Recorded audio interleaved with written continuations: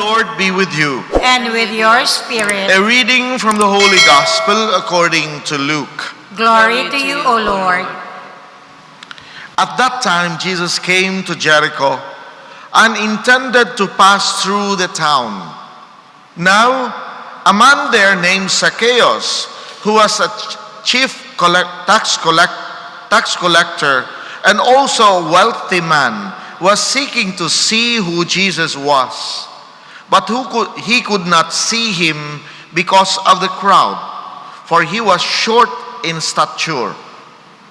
So he ran ahead and climbed the sycamore tree in order to see Jesus, who was about to pass that way.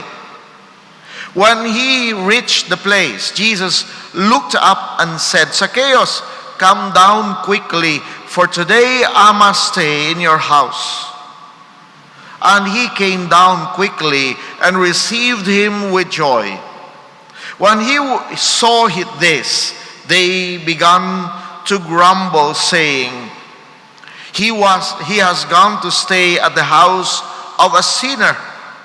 But Zacchaeus stood there and said to the Lord, "Behold, half of my possessions, Lord, I shall give to the poor. And if I have extorted anything from anyone, I shall repay it 4 times over." And Jesus said to him, "Today salvation come to this house, because this man too is a descendant of Abraham. For the Son of Man has come to seek and to save what was lost." The Gospel of the Lord. Praise to you, Lord Jesus Christ. Please be seated. Yesterday we have the blind man. Last Sunday, Jesus is inviting us to look at the end times. Today, St. Paul is projecting and putting all these messages towards the churches. As he said, what the Spirit says to the churches. This is the word of the Lord revealing how He brings about His plan in history. We know that the period of human history in which we are presently living will not last forever. This is a reality for us. Anything here in this world will not last forever. It will be destroyed. It will vanish. Nor will our lives be. Every one of us will die, sooner or later. Sooner or later, God will come to move us along to the next phase of our existence. And what is this next phase? The next phase is from this temporal towards the eternity. And He will come back one day to restore all creation. What does He mean about restoring creation? Restoring creation means salvation for all of us. Kaluwasan. Basi ko na aton nga ilusyon o kun aton nga pananawan iya, bag-uhon niya ang tanan. No, it is much more of spiritual things rather than the material things. Yes, He wants to improve our lives, but it is us who will be cooperating with that Spirit sa amo ina nga Espiritu nga gintugyan sang Dios sa aton. Hindi bala nahimo kita sa imahen kag dagway sang Dios, ginhatagan kita sang lawas, ginhatagan man kita sang kabuhi, ginhatagan kita Espiritu. What have we done with that? Ano ang ginhimo naton sa sina nga ginregalo sang Dios sa aton? So again, maybe this world is getting worse because what we have done as well. We become selfish now to ourselves, selfish to others. In the first reading, he warns us to prepare for that day. If we are not watchful, I will come like a thief, and you will never know at what hour I will come upon you. We can prepare for the end of our lives by pondering today the words which the Lord speaks to the churches of Sardis and Laodicea. Two ancient Christian communities that once existed in what is now Western Turkey. To the church in Sardis, he said, I know your works, that you have the reputation of being alive, but you are dead. Impresyon lang nga masiling naton, nagasiling si San Pablo nga sa libro sang Revelation nga nabuhi kamo pero actually you are dead. And why dead? Basi pakita-kita lang. That we are alive, but actually deep inside of ourselves, we are dead. Because we lack faith.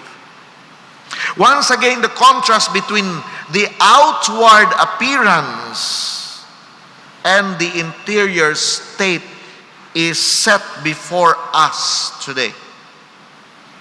Ano bala ang interior, ang estado sang aton interior life? Because it will manifest in the outside, sa exterior naton.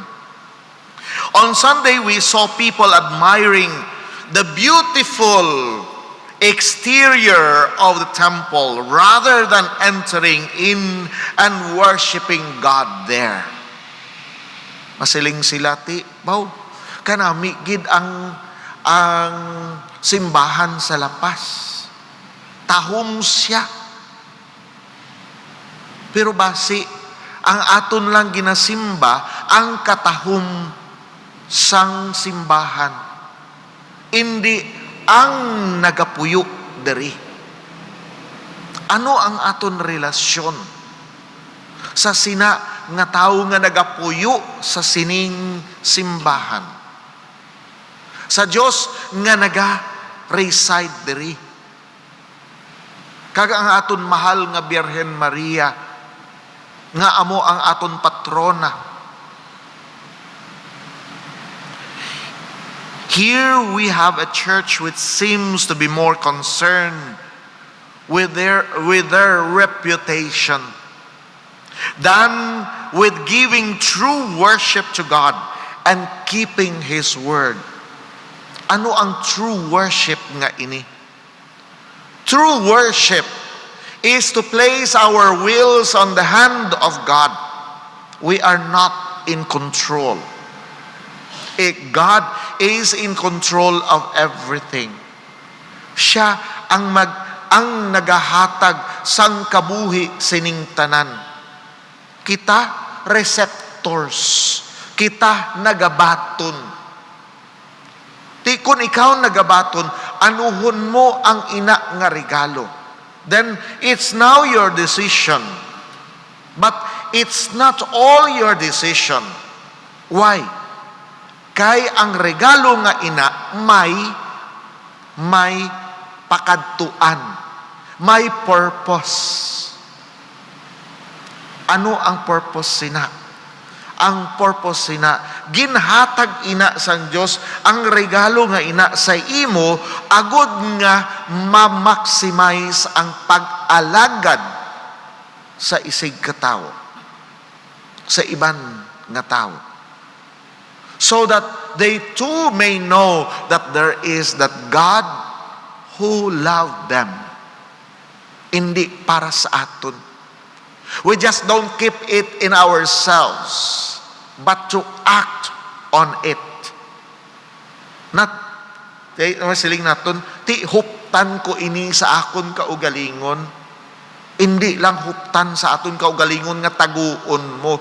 No, kundi nga igakabuhi mo ang ining pulong sang Dios, nga makita ang pulong sang Dios nga ini nga active sa imo nga kabuhi. Kay kun hindi, then again iba ang pakadtuan niya. May superficiality, nagagwa ang superficiality sa aton nga mga kaugalingon. The Lord warns them that He will come like a thief in the night. What good will there be their reputation among people at the time? To the church in Laodicea, the Lord says, because you are lukewarm, neither hot nor cold, I will spit you out of my mouth. Kay daw maalabaab, hindi man init, hindi man tugnaw, maalabaab. And we may call the verse from Psalm 34, taste and see that the Lord is good. In this case, the situation is reversed. Not that we are tasting the goodness of the Lord, but He is tasting us. Ginatilawan niya kita. Whether ang mga spices, ang mga bagay nga ginhatag niya sa aton, nag-epekto gid man sa aton. To see if we are being made good by His grace, and it is working in us. It is quite striking to learn that the ones who taste the worst of God are those who are like lukewarm. Sa mga pagtilaw, nagapamangkot kita sa aton nga mga kaugalingon. Balagid man, may Diyos, especially kung ara kita sa ital-ital sang aton kabuhi. Balagid man, may Diyos. Pero most of the time, within us, and if we are listening to the Spirit within us groaning to be connected with God, certain kita, sigurado kita, may Diyos nga nagaubay sa aton. We know that He has great compassion for sinners. And He rejoices in those who give themselves to Him wholeheartedly. Hindi nga half-half lang, kundi bugos ang tagipusoon. The lukewarm, however, are third-class people. Nga aman, ang first class siguro, ang mainit, ang second class siguro, ang masiling naton tugnaw, ang lukewarm third class. Because they were the ones who turned away from gross sins and put an appearance of holiness, not to honor God, but rather to gain respect from others and to serve their own proud self-righteousness. Amo ini ang delikado. Hindi man kita mga politiko bala, nga amo ini ang hambal nila, pero iba ang ginabuhat. But there are a lots of politicians as well who are sincere. May sincero tampad nga ang ilahangad amo ang tunay nga pag-alagad sa katawhan kag sa Dios. But surprisingly, these are not called like obvious sinners, nor are they hot like those who truly strive for holiness out of the love of God. But surprisingly, these are the ones who taste the worst of God. These lukewarm Christians said to themselves, I am rich and affluent, I have no need of anything. Nabatian naton ini sa libro sang bugna subong nga adlaw. But the Lord tells them they actually are wretched, pitiable, poor, blind, and naked people. We can recall the blind man in yesterday's gospel. He was not lukewarm because he knew he needed the Lord, and he cried out continually to the Lord to have mercy on him. Jesus, Son of David, have mercy on me. That is what is required of us if we want to prepare for the Lord's coming into our world.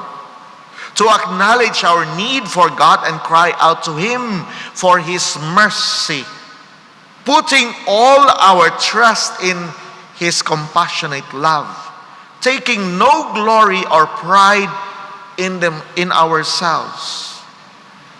Magpaubos kag magpaubos kag magpaubos. Amo ini ang struggle sang tao nga magpaubos sa Ginoo. We are not in control of anything. God is in total control of everything. No amount of honor or riches in this world can ever change our absolute need of God.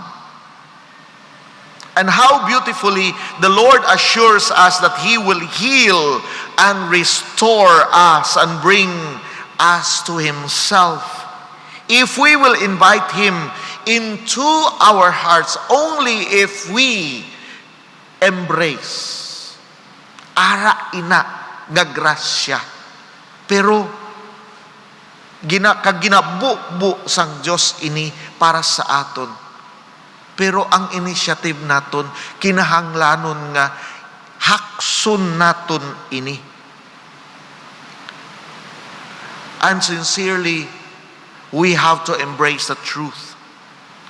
Behold, I stand at the door and knock. If anyone hears my voice and opens the door, then I will enter his house and dine with him, and he will be with me.